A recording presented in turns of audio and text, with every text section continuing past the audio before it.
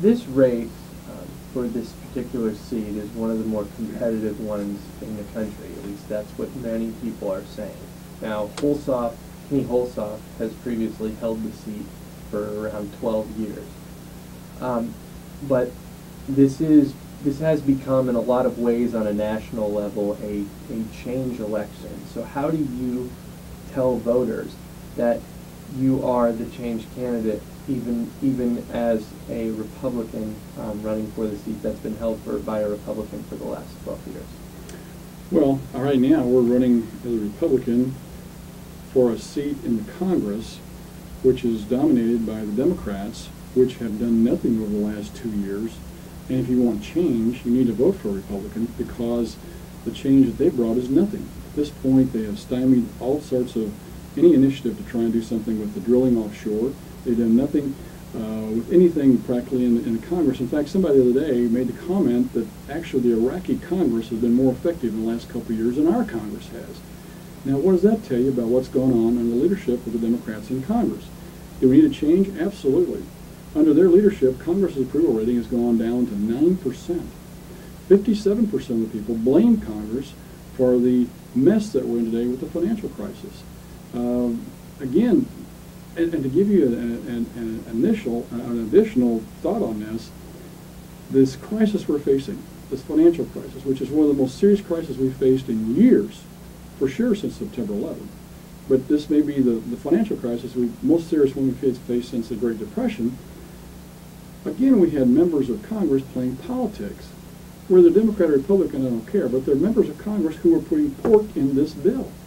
That is an abomination. That is unconscionable. That is absolutely something that cannot be tolerated.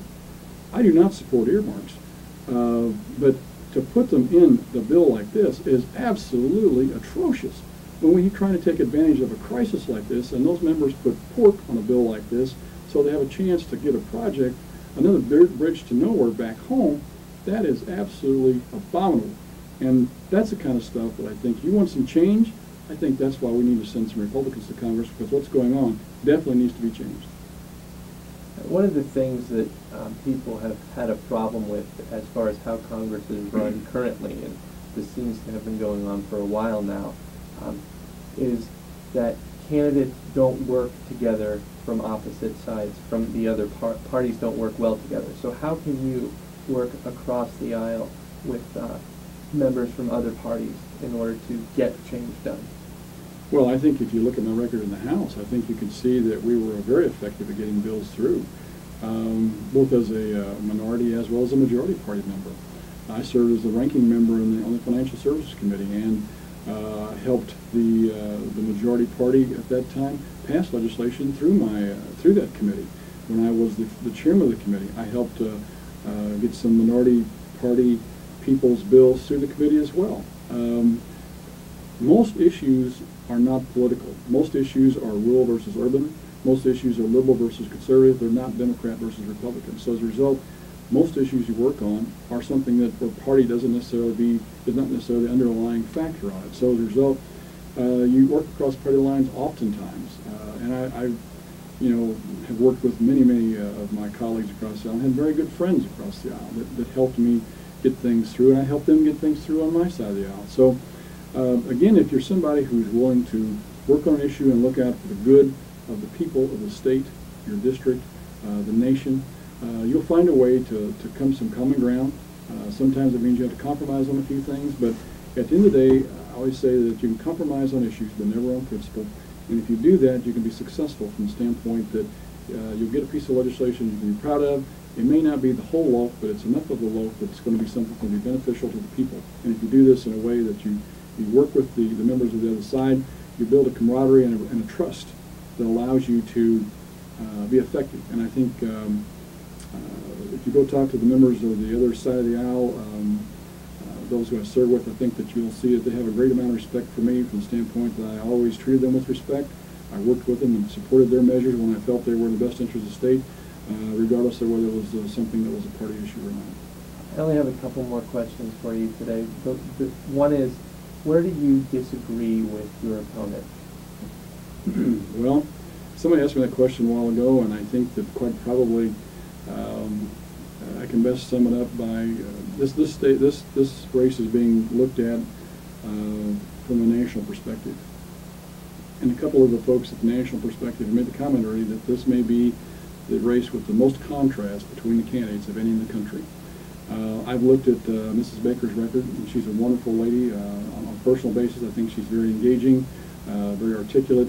But on the political basis, I'm not sure there's anything she and I would agree on. I think we're probably as far left and far right as you can get from the standpoint of the issues and trying to find some common ground. I mean, I support tort reform, workers' comp reform. I support Second Amendment rights. I support right-to-life issues. I supported many senior issues, educational issues, veterans issues that when I look at her voting record are just the opposite of the way I would vote. So I'm not sure that there's a whole lot of common ground for us. Again, on a personal basis, I think she's a wonderful person, but politically I think we're probably as opposite as day and night. Is there anything else you'd like to add that I haven't already asked you? No, I just thank you for the opportunity to be with you and your listeners this afternoon. This is a race of, like I say, national importance. We've got a lot of folks watching this race very closely.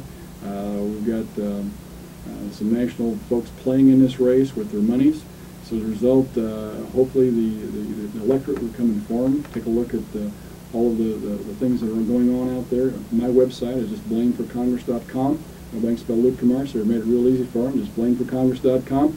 We've got a lot of our press releases out there that, and position papers that explain our positions and the thought process behind how we're doing things, what we want to do and get accomplished. Various issues that are important to people out there. There's information on there about my bio and the campaign as a whole. So I ask them to go take a look at it and participate and become informed. And I think an informed electorate is an electorate that will make the right decision at the end of the day. And I think that's the best that we can hope for. And as it's our duty and responsibility as citizens to become informed. And I look forward to working with all our citizens tonight. And again, thank you for the opportunity this afternoon.